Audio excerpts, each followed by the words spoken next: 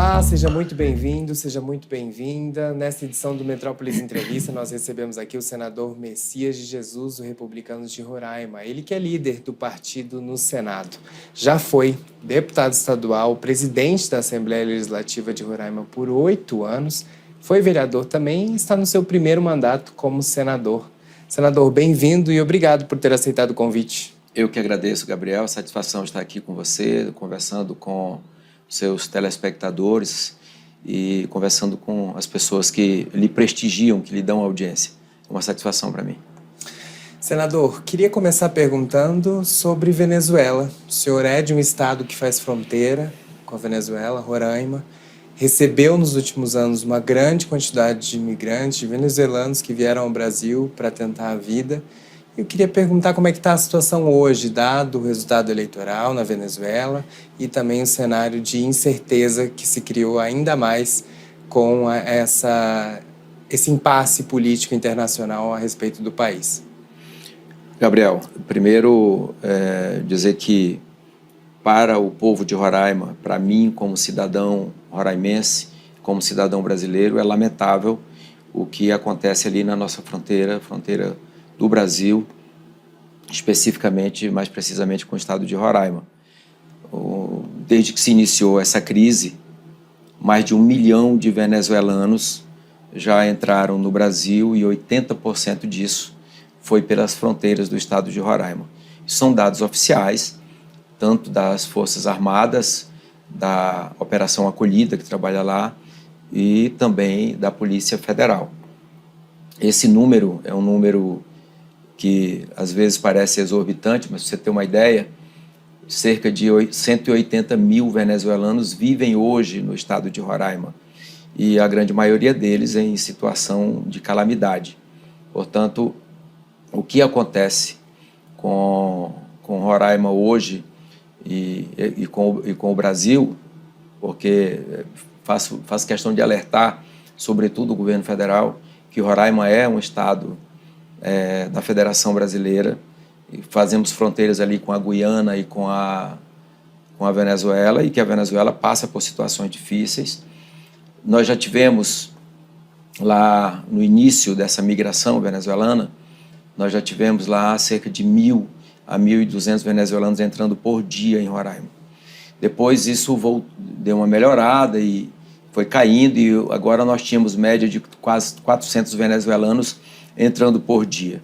Lamentavelmente, depois dessas incertezas nas eleições venezuelanas e de um resultado que o povo venezuelano não aceita, infelizmente isso voltou a movimentar e praticamente dobrou o número de venezuelanos entrando novamente hoje pela fronteira com Roraima. Certo. Senador, a gente está tendo agora uma eleição que está sendo contestada na Venezuela internacionalmente. Você tem ali a postura de alguns países, incluindo o Brasil, pedindo essa ata dos resultados, essa ata que já passou 2 semanas e até agora não veio. E você tem países que, de fato, não reconhecem Nicolás Maduro como reeleito já oficialmente. Como que o senhor vê essa situação da diplomacia brasileira, principalmente, que ainda está aguardando essa ata, mas, sobretudo, se o senhor acredita em uma solução pacífica para resolver esse problema?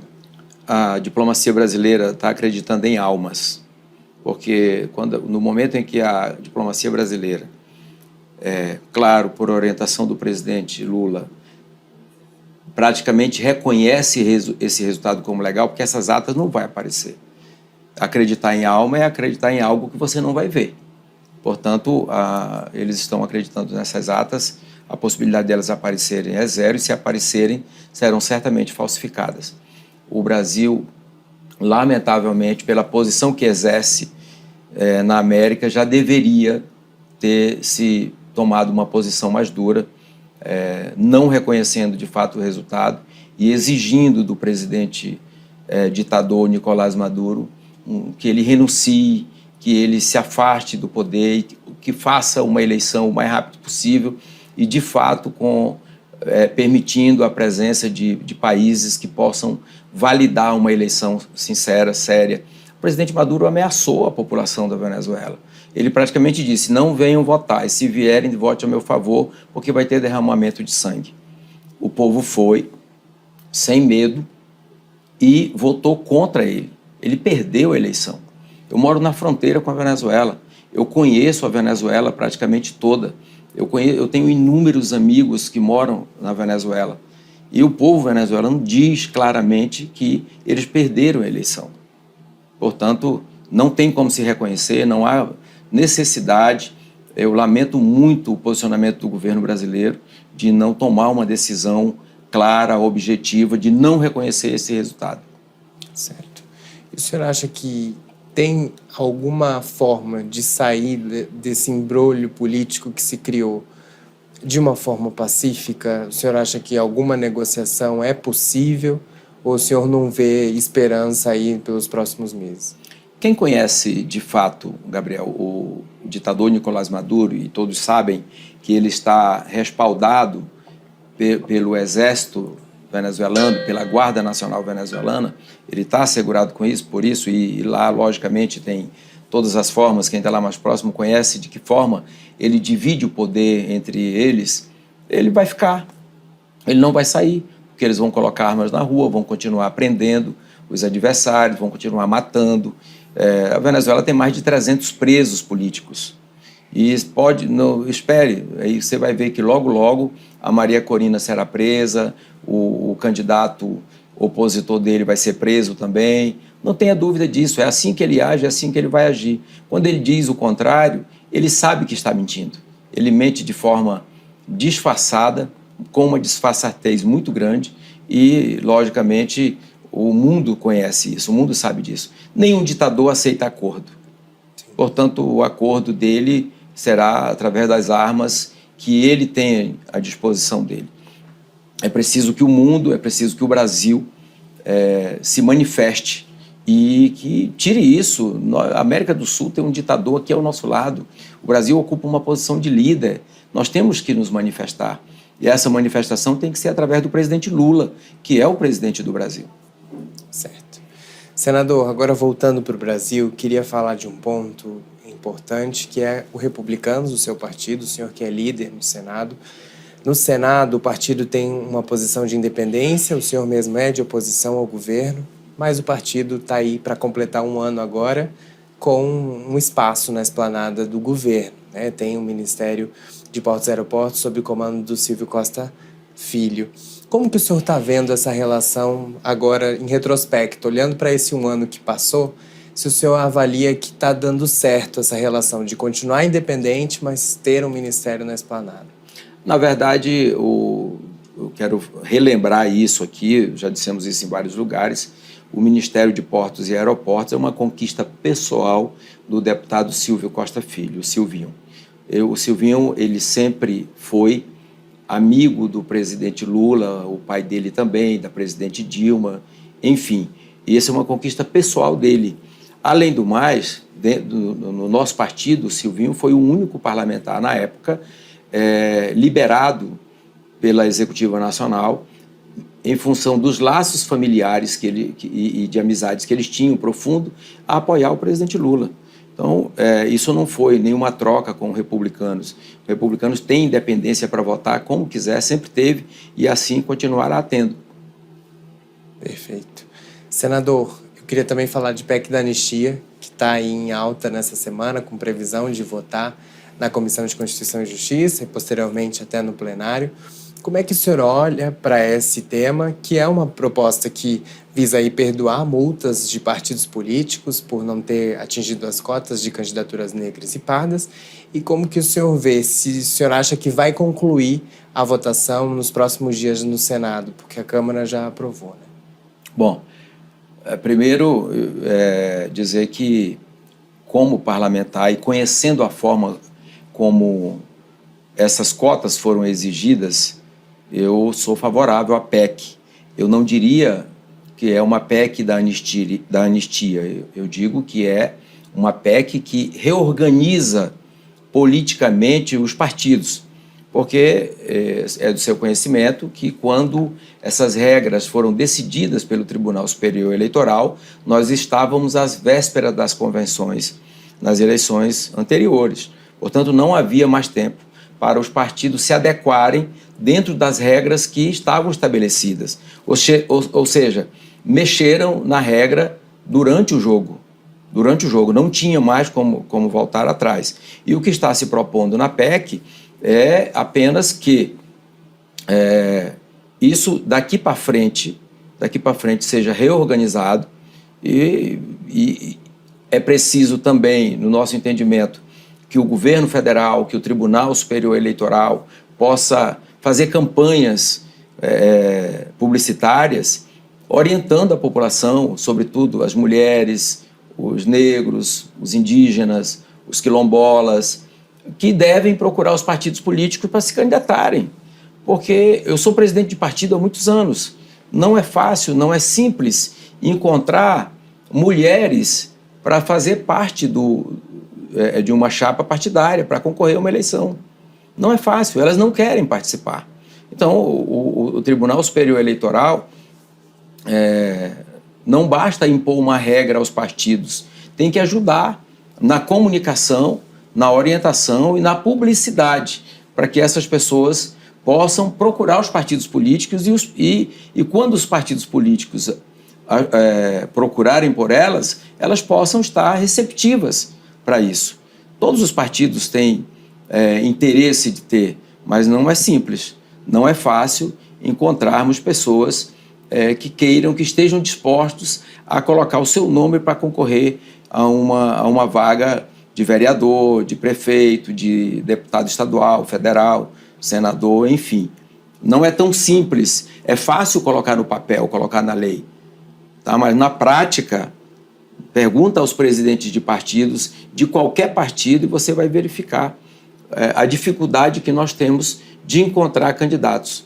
E nós fazemos, em Roraima, por exemplo, o nosso partido, em Roraima e a nível nacional, o Republicanos é um partido que tem uma Secretaria Nacional de Mulheres muito ativa, presidida pela senadora Damares Alves, que faz palestras no Brasil inteiro.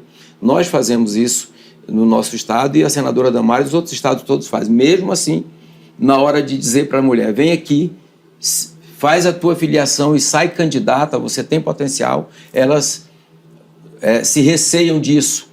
Vão ouvir a família, vão ouvir o esposo, os filhos. Então não é tão simples assim. E a última regra, ela foi colocada em cima da hora, quando os partidos não tinham mais. Qual é a pena que se propõe nesse momento? A multa para os partidos. Essa multa, ela deveria ter sido colocada se essa regra tivesse sido estabelecida com tempo hábil para os partidos, mas não foi feito assim. Perfeito.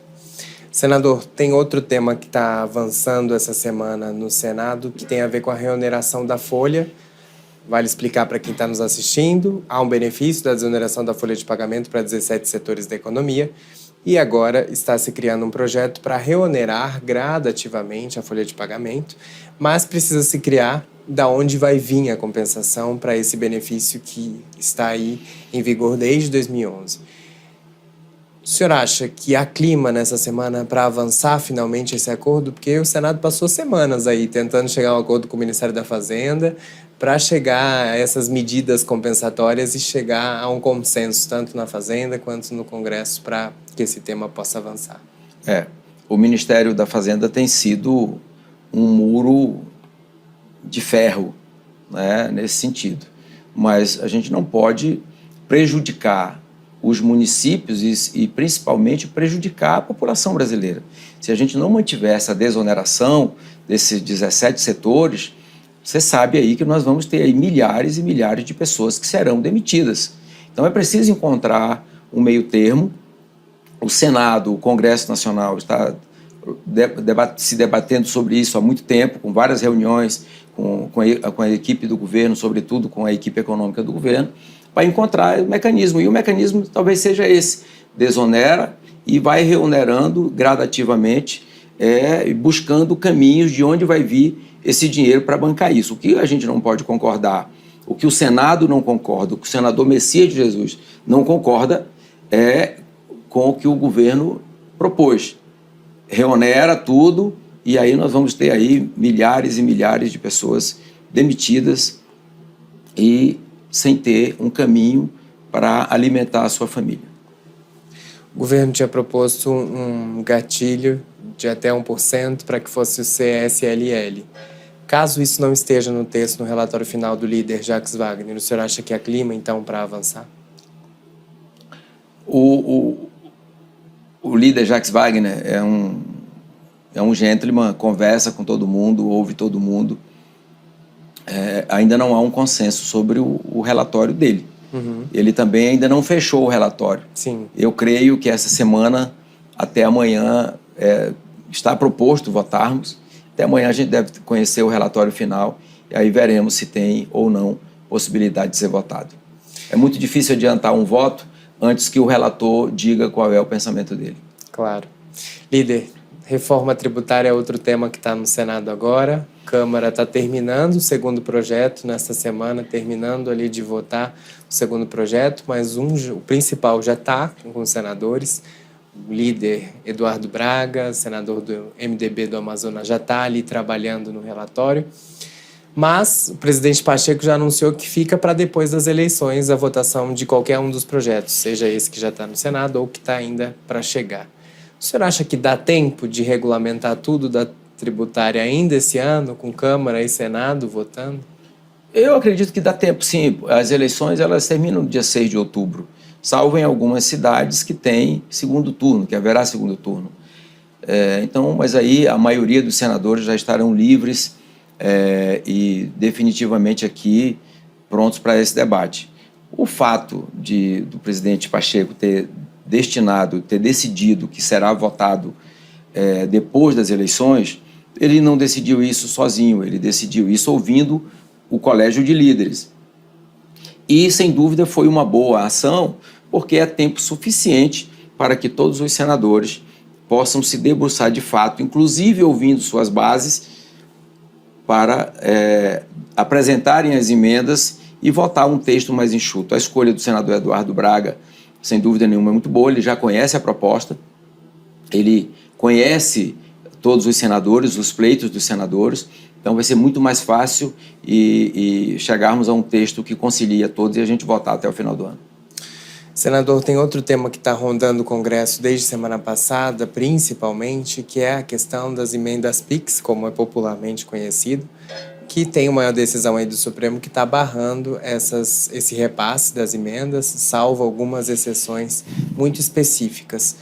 Como que o senhor vê essa decisão do Supremo sobre essas emendas e se o senhor acha que vai haver uma reação mais forte do Congresso de paralisia de algumas votações ou até mesmo de uma resposta de contestar, de fato, de forma mais contundente essa decisão que está lá no Supremo?